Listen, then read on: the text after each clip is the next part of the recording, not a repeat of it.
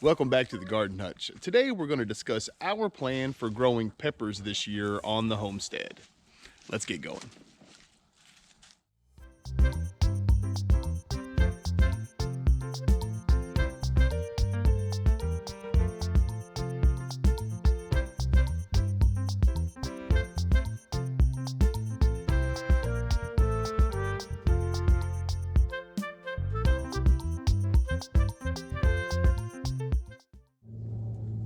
Peppers play a huge role in our food security plan here on the homestead. Considering that you can get everything from the spiciest of peppers all the way to the sweetest, peppers offer a huge variety in tastes and textures to add to the meal and your food plan.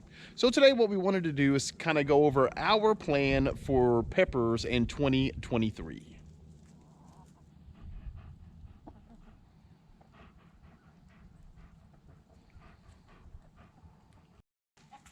So for the second year, we are going to start all of our own peppers from seed. Now I'm going to add a bit of a caveat to that because we did start all of our own peppers.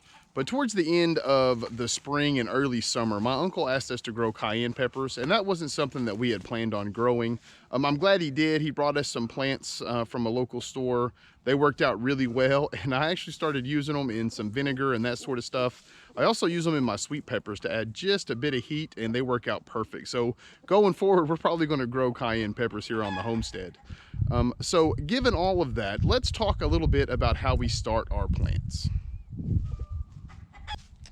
Well, much like the tomato video, there's not a whole lot that you really need that goes into starting your pepper plants. In fact, we have found over the last couple of years that we save a considerable amount of money starting our own plants. So what do you need? Really, it's very simple. Just keep any of the containers that you get from buying other plants. Keep those. We use those containers year after year. Besides that, all you need are seeds, soil, and sun. And as the year goes along here on the channel, we'll probably be showing quite a bit more of how to start the seeds. It's really simple, and there's a bunch of that stuff on the internet, but I've been asked by a few people to sort of do a tutorial. So what we might do is, since we're going to start all of our peppers and tomato seeds together in mid-March, I'll probably go through and just kind of do an overview of how we start our own soil and that kind of stuff. But for the purposes of this video, just remember all you need are containers, seeds, soil, and sun. So as I had mentioned earlier, going into 2023, we've decided to expand the area that we're going to grow our peppers. So before we do that, let's take a look back on what we grew our peppers in last year. So all of our peppers last year were grown in these pallet beds. Now we only had one full bed dedicated to peppers, and we had another one that had a few of the cayenne peppers in it. And I'll put those here in the background of some of these videos as we go. But as you can see, there's not a whole lot of room here, right? So these are about 4 by 3.5 or so, somewhere around there. You know, the pallets weren't all exactly the same length, but it's quite a bit of room for what we want to do. But when you're growing more than one type of pepper in the beds, you need just a little bit more spacing. So going into this next year, what we're going to do is we are going to have just one of these beds. In fact, I believe it'll be this one right here. And in this bed, we will grow our hot peppers. So in addition to the pallet bed, we are also going to dedicate this long raised bed in the top garden to our peppers. And this is where we're going to grow our sweet peppers. So as we said, we did want to go ahead and add additional spacing. The next thing I'd like to cover is the type of peppers that we're going to grow this year. As we mentioned, there's a huge variety of them. So let's take a second and go over the ones that we decided to grow this year on the homestead. Well, as we showed earlier in the spicy bed, which will be just the single pallet garden, this year we are going to grow cayenne peppers, and we are going to limit the cayenne peppers, I believe, to 3 plants. And we are also going to grow a mild variety of jalapeno. And I've been asked this by several friends and family, why do I grow mild jalapenos? Well, I really like the taste of jalapeno peppers. I just do not like the heat. So I will readily admit that what I did was I reached out to several different seed companies, and we asked for the least spicy jalapeno. and we were given some seeds that we were told that you don't even necessarily have to wear gloves with, that they're that low on the spice scale. So we'll let you know as the year goes.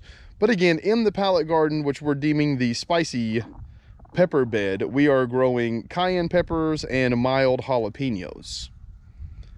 In the top garden, in the long bed that we have dedicated this year, what we've decided to do is we are going to grow 3 different peppers, and we are going to grow 6 plants of each. The first one are the banana peppers. We grew these last year and we got a ton of them. Everybody loves them. They're super easy to get rid of. What we like to do with them is I eat them predominantly in pasta or on pizzas. The excess we went through and we found a great recipe to pickle them. And we also use the cayenne peppers in that recipe. And the cayenne peppers in the recipe, it adds just a bit of spice to the back end of the sweet banana peppers. The second pepper type of sweet pepper, that we're going to grow this year are bell peppers. And again, last year we got a large amount of bell peppers. We are eating them regularly out of the freezer. We roasted some with our tomatoes and froze them that way. We took some, we froze them raw, just took them out, sliced them, rinsed them, and froze them. And then we did some where we roasted them and froze them. Now that we've had a chance in the wintertime to kind of go through and taste all of them, going forward with our bell peppers, we will definitely roast them with the tomatoes because that makes a fantastic sauce to go on a pizza or in pasta or really anything else that you would use any type of tomato sauce with.